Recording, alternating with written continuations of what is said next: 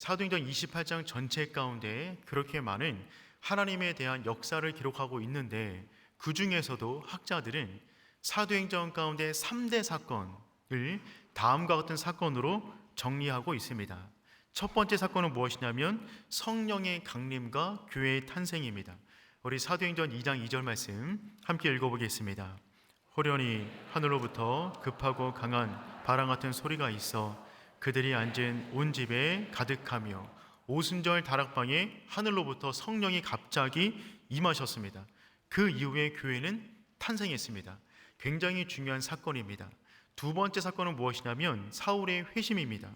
추노꾼처럼 예수 믿는 사람을 잡기 위해 질주하던 사울은 다메섹 가운데 열린 하늘을 통하여 예수를 만나게 됩니다. 사도행전 9장 3절 말씀 읽어보겠습니다. 사울이 길을 가다가 다메섹에 가까이 이르렀더니 호련히 하늘로부터 빛이 그를 둘러 비추는지라. 사울의 회심으로 인하여서 땅끝까지 이르러 복음을 전할 일꾼이 세워지게 된 것입니다. 그렇다면 여러분, 제 세 번째, 사도행전 전체 가운데 가장 중요한 세 번째 사건은 무엇일까요? 눈치가 빠르신 분들은 오늘 본문의 사건이라고 아실 것입니다. 바로 오늘 본문의 사건, 베드로와 고넬료가 만나는 이 사건이 사도행전 3대 사건 중에 하나로 들어갑니다. 사도행전 10장 11절 말씀 읽어보겠습니다. 하늘이 열리며 한 그릇이 내려오는 것을 보니 큰 보자기 같고 뇌기를 메어 땅에 들이웠더라. 아멘. 여러분, 세 사건 모두 공통적인 특징이 있습니다. 발견하셨습니까? 전부 다 어떤 것을 표현하고 있냐면 하늘이 열렸다는 것입니다. 하늘이 열린 그 순간에 놀라운 일이 벌어진 것입니다.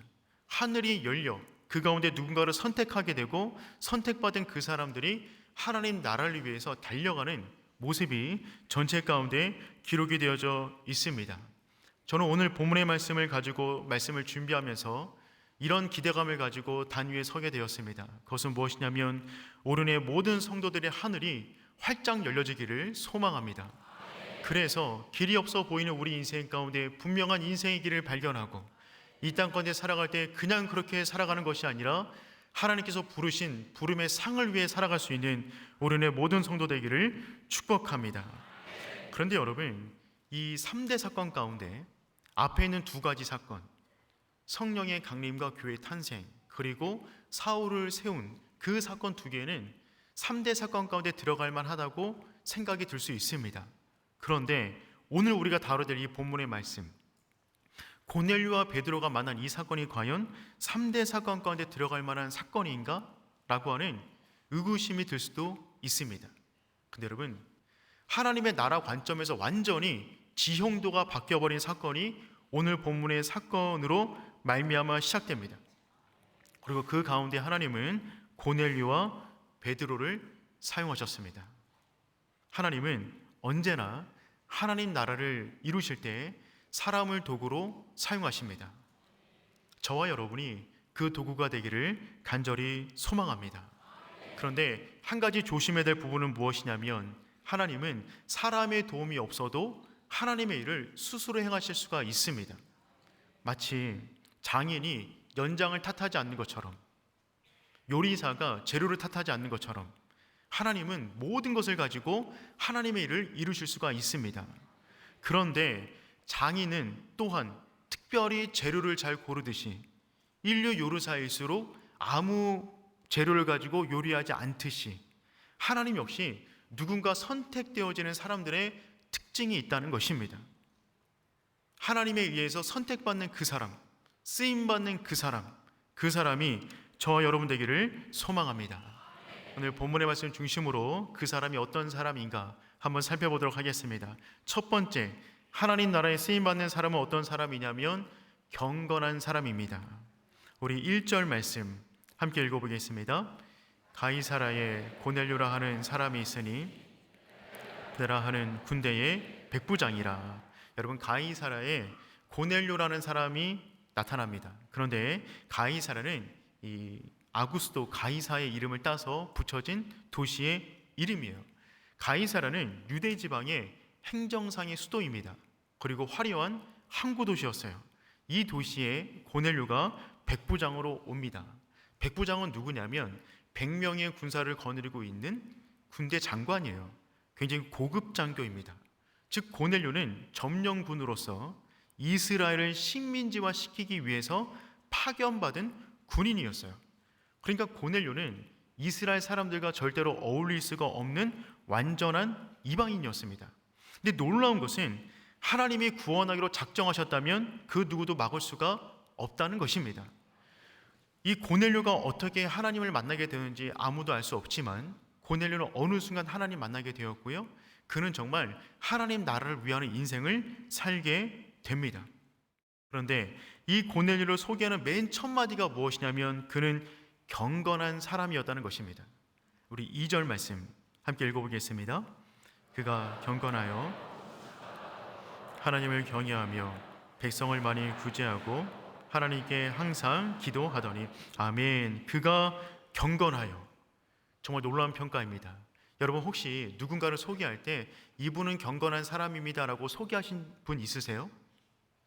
혹은 누군가가 여러분을 소개할 때 이분은 경건한 분입니다라고 여러분을 누군가에게 소개한 그런 일이 있으십니까?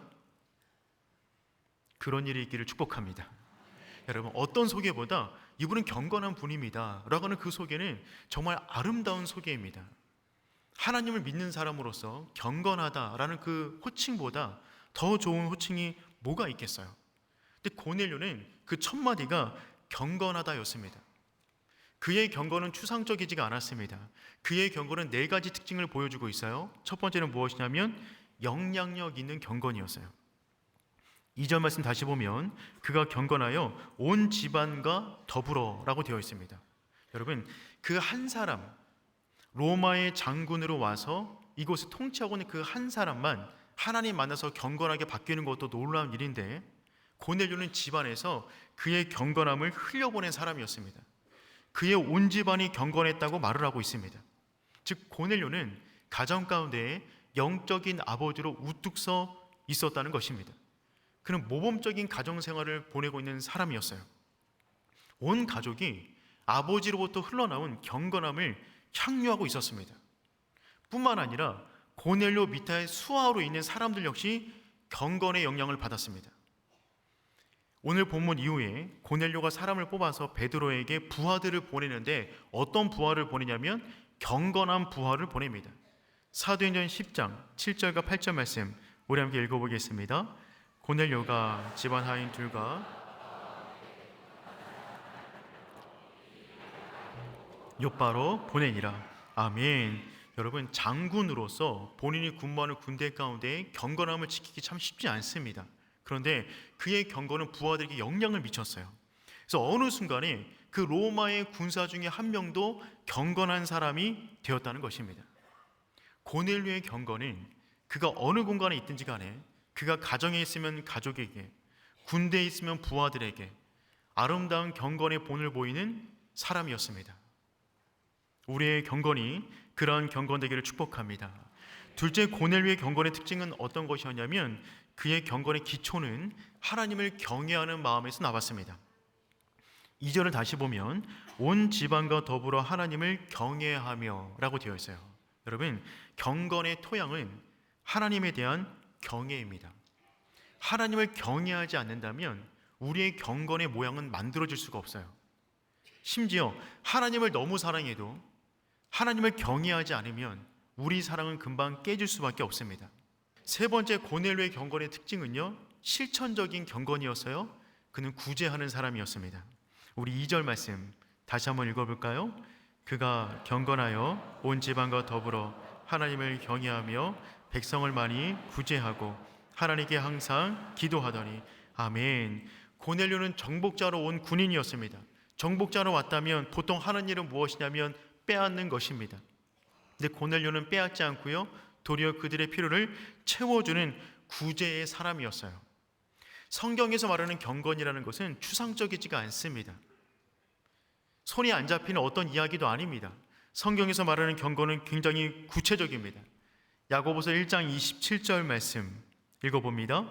하나님 아버지 앞에서 정결하고 더러움이 없는 경건은 곧 고아와 가부를 그 환난 중에 돌보고 또 자기를 지켜 세속에 물들지 아니하는 그것이니라. 아멘. 여러분, 성경에서 말하는 경건이란 고아와 과부를 그 환난 중에서 돌보는 것입니다. 구체적인 모습이 있어요. 적극적인 경건의 모습이 외적으로 표현될 때 구제의 모습으로 나오는 것입니다. 고넬료는 그런 사람이었어요. 네 번째, 고넬료의 경건의 특징은 항상 기도하는 것이었습니다.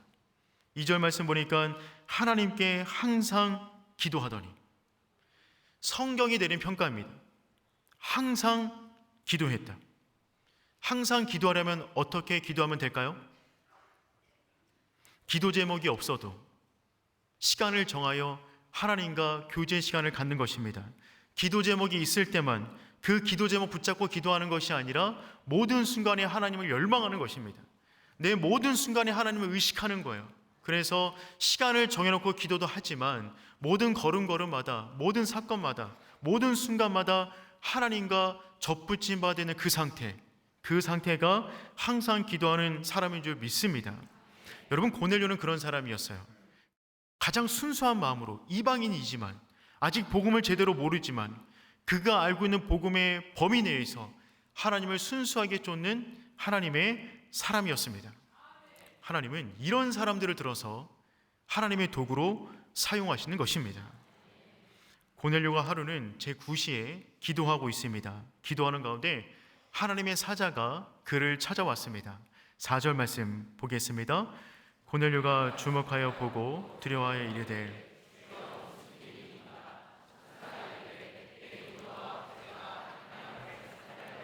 기억하신 바가 되었으니. 아멘. 기도하던 중에 천사가 그를 찾아왔어요. 그리고 하시는 말씀이 무슨 말씀이냐면 내 기도와 구제가 하나님 앞에 상달되었다. 여러분, 우리의 기도와 선행 역시 하나님께서 보고 계신 줄 믿습니다. 여러분, 하나님은 지금도 하나님의 백성이 드리는 기도를 전부 다 주목하여 보고 계십니다. 그리고 보니까 기억하신 바 되었다. 기억하신 바 되었다. 여러분, 이 표현이 얼마나 아름다운 표현인지 모릅니다. 기억하다라는 표현은 자카르라는 단어를 쓰고 있는데 이 단어가 성경 가운데 기록이 되어지면 그 뒤에 반드시 하나님의 역사가 있었어요. 하나님이 기억하시다, 하나님이 자카르 하시면 하나님의 놀라운 일들이 성경 가운데 기록이 되어져 있습니다. 하나님이 기억하시면 구원하시고 지키시고 건지시고 고치시고 힘을 주십니다. 여러분, 누구를 기억하신다고요? 기도하는 그 사람, 경건하여 하나님께 기도하는 그 사람의 기도를 기억하시고 하나님의 놀라운 일을 행하신다는 것이죠. 항상 기도했던 경건한 고넬료에게 하나님은 베드로와의 만남을 주선해 주십니다. 그 만남이 기독교의 역사의 물꼬를 다른 방향으로 틀게 만든 것입니다. 사랑하는 우리 교회 성도 여러분, 경건이 능력입니다. 우리가 이 땅 가운데 살아가면서 쌓아야 될 가장 중요한 스펙이 있다 그러면 그것은 경건입니다. 하나님은 경건한 사람을 들어서 하나님의 거룩한 일을 이루시기 때문에 그렇습니다. 우리 가정 가운데 가장 필요한 것은 무엇입니까? 남편으로서 필요한 것은 무엇입니까? 아내로서 가장 필요한 것은 무엇이죠? 우리의 자녀들 가운데 가장 필요한 것은 무엇입니까?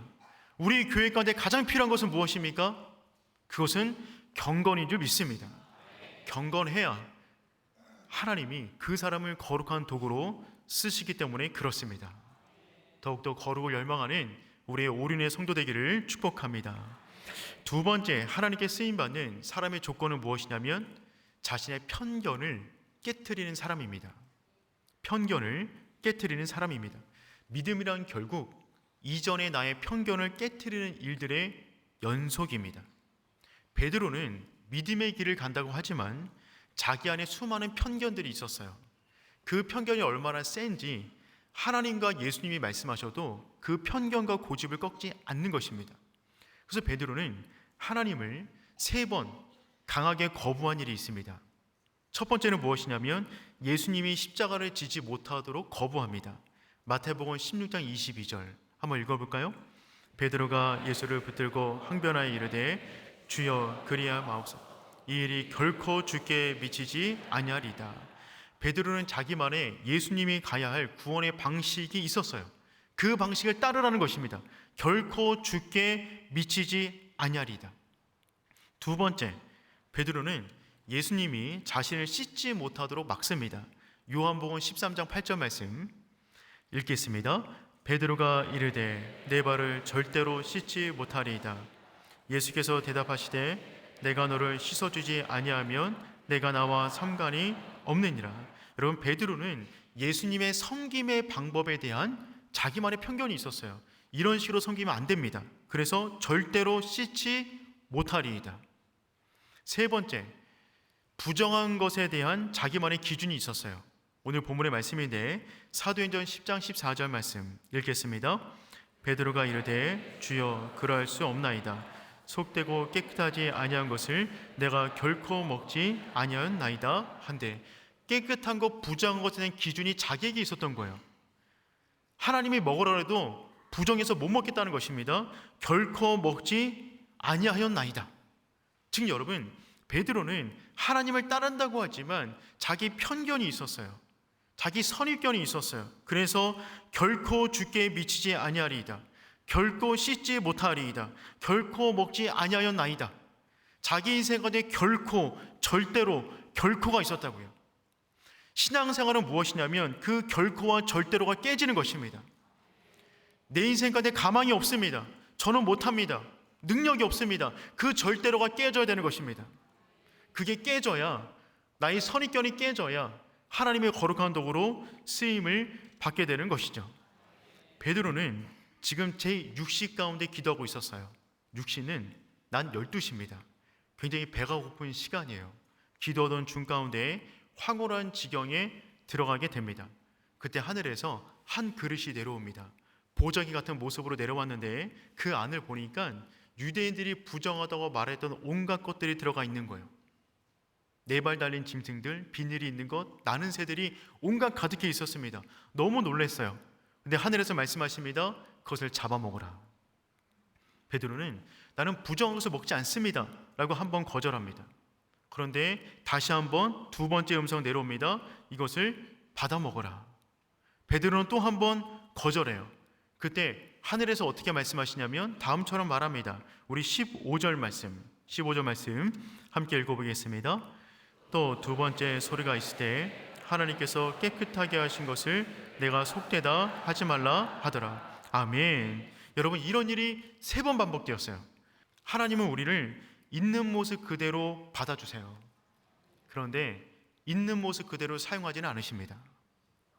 있는 모습 그대로 품으셔서 훈련시키시고 성장시키시고 치료시키시고 강건케 하셔서 사용하시는 것이죠. 그러기 위해서 중요한 것은 무엇이냐면 기존에 우리가 갖고 있던 믿음의 체계를 깨트리는 것입니다. 우리의 작은 믿음, 작은 소견, 작은 하나님에 대한 개념, 작은 하나님 나라에 대한 그 개념들을 깨트리셔야 우리가 진짜 세계로 들어갈 수 있기 때문에 그렇습니다. 여러분, 하나님은 전부를 아세요. 모든 것을 아세요. 역사의 주관자이십니다. 반면 우리는 부분밖에 몰라요. 그래서 우리는 항상 이런 마음이 있어야 됩니다. 나는 틀리고 하나님은 언제나 옳습니다. 그래서 여러분, 나의 뜻대로 되지 않는 것은 너무나 기쁜 일입니다. 왜냐하면 잘못된 동기로 구한 것이 많이 있기 때문에 그래요. 그러면 여러분, 내 뜻이 이루어지는 것이 아니라 성령님의 뜻이 이루어지는 것이 우리 인생 가운데 진정한 복이 되는 줄 믿습니다. 그러기 위해서 우리 이전의 모든 생각, 모든 사고체계, 모든 편견, 그 모든 작은 믿음까지도 깨져야만 하나님의 온전한 세계 안으로 들어갈 수가 있다는 것입니다. 어제보다 더 큰 하나님, 그 하나님 오늘 만나는 오륜의 성도 되기를 축복합니다. 세 번째, 하나님께 쓰임받는 조건은 무엇이냐면 성령님께 순종하는 사람이라는 것입니다. 하나님이 사용하는 모든 사람들의 공통적인 특징은 무엇이냐면 순종하는 사람들이었어요. 고넬료는 기도하다가 하나님의 음성을 듣습니다. 하나님 말씀하세요. 너의 종을 보내서 베드로를 너희 집에 초청하라. 왜 초청해야 되는지, 이유는 뭔지, 만나면 어떤 대화 나눠야 될지 아무것도 모릅니다. 그냥 초청하라니까 밑에 있는 수하를 보냈던 것입니다. 순종하는 것이죠. 베드로 역시 기도하다가 보자기가 내려오는 환상을 3번 경험하게 되었어요. 이것이 무슨 뜻이지? 한참을 고민하고 있던 중에 한 사람이 베드로를 찾아옵니다. 그는 누구냐면 고넬료가 보낸 수하였어요. 우리 17절 말씀 함께 읽어보겠습니다. 베드로가 본 환상이 무슨 뜻인지.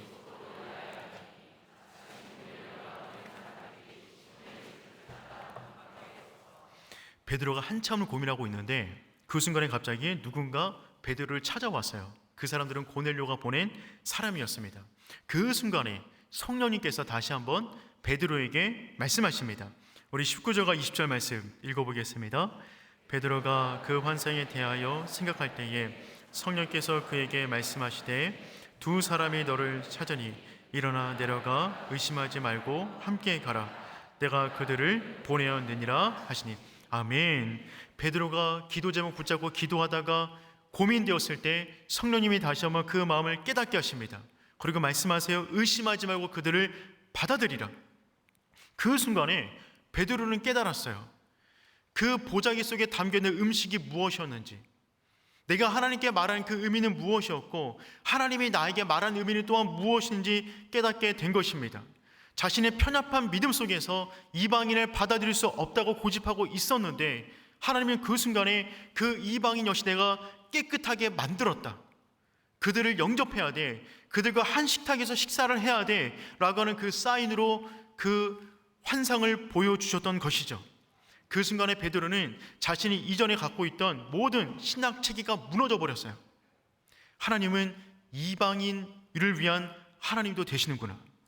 유대인만의 하나님이 아니라, 예루살렘 안에 갇혀있는 하나님이 아니라 열방의 하나님이시구나, 모든 민족이 그분의 자녀이구나 라고는 그의 믿음이 생기기 시작했습니다. 그리고 베드로는 그 사람들을 자신이 묵고 있는 곳에 초청해요. 23절 말씀, 가장 중요한 말씀인데 읽도록 하겠습니다. 베드로가 불러들여 유숙하게 하니라. 아멘. 여러분, 사도행전 10장 23절의 말씀에 오기까지 창세기 1장 1절부터 여기까지 온 거예요. 여러분, 이 이전까지 복음은 유대인에게만 묶여 있었습니다. 이 순간에 어떤 일이 벌어진 것이냐면 유대인과 이방인이 함께 모여 유숙하게 되는 것입니다. 그것도 예루살렘 교회 수장인 베드로가 말이죠. 그것은 어떤 일이냐면 이제부터 복음은 전 세계 가운데 모든 나라와 모든 족속과 모든 민족에게 가야 되는 신학적 근거를 마련하게 된 것입니다. 여러분, 베드로의 작은 순종, 고넬료의 작은 순종, 그 순종이 함께 모여 하나님의 놀라운 역사를 이루게 된 것이죠. 성령님은 지금 이 일을 이루기 위해서 베드로를 조금씩 변화시켜 가시면서 이 자리로 이끄셨어요. 지금 여러분, 베드로가 누구의 집에 있습니까? 무두장이 시몬의 집에 있어요. 여러분, 무두장이는 어떤 직업이죠? 예전에는 피장이라고 불렀습니다. 동물의 가죽을 벗겨서 무언가 공예품을 만드는 사람이 피장이 무두장이에요. 그의 집에 있어요. 여러분, 이것은 유대인들이 금하고 있는 것입니다. 죽은 사체를 건드려 무언가 만들고 있는 그 집을 부정하다고 여기거든요. 근데 베드로는 지금 그 집 안에 들어가 있어요. 왜요? 그 전에 이곳에서 놀라운 역사가 일어났는데 그 역사를 통해서 베드로는 깨달았어요. 아, 무두장이도 정결한 하나님의 백성이 될 수 있구나. 그래서 그 집 안에 들어가 유숙하게 된 것입니다. 그런데 이 사람은 유대인이에요. 유대인이지만 피장이는 멸시를 받았는데 베드로의 생각이 유대인이어도 무두장이어도 하나님 믿으면 하나님의 자녀다라고는 믿음이 그 안에 생겨서 그 집에 묵고 있었던 것입니다.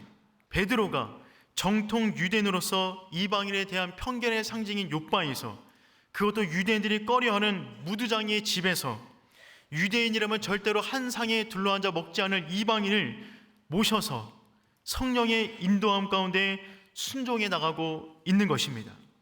베드로의 이전 구원관이 완전히 무너지는 거예요. 이방인도 구원받을 수 있다. 교회관이 무너지는 거예요. 교회는 한 지역에 있는 것이 아니라 열방에 있구나. 하나님 나라에 대한 생각이 무너지는 것입니다. 하나님이 열방의 하나님이시구나. 베드로는 어찌 보면 식사 한번 같이 하는 것에 순종한 것입니다. 작은 순종이었어요. 근데 그 작은 순종이 하나님 역사의 물줄기를 바꿔놓았던 것입니다. 여러분, 우리는 어떤 부분에 주춤하고 있습니까? 우리가 설정해 놓은 나의 삶의 반경은 어디입니까? 나는 여기까지만 순종할 수 있어. 내가 그어놓은 그 선은 어디입니까? 하나님은 그 선을 넘어가기를 원하십니다. 깨트리길 원하세요. 더 큰 하나님 나라를 여러분이 경험하길 원하세요. 더 위대한 하나님의 능력을 경험하길 원하세요. 그러시길 원하신다면 순종하셔야 됩니다.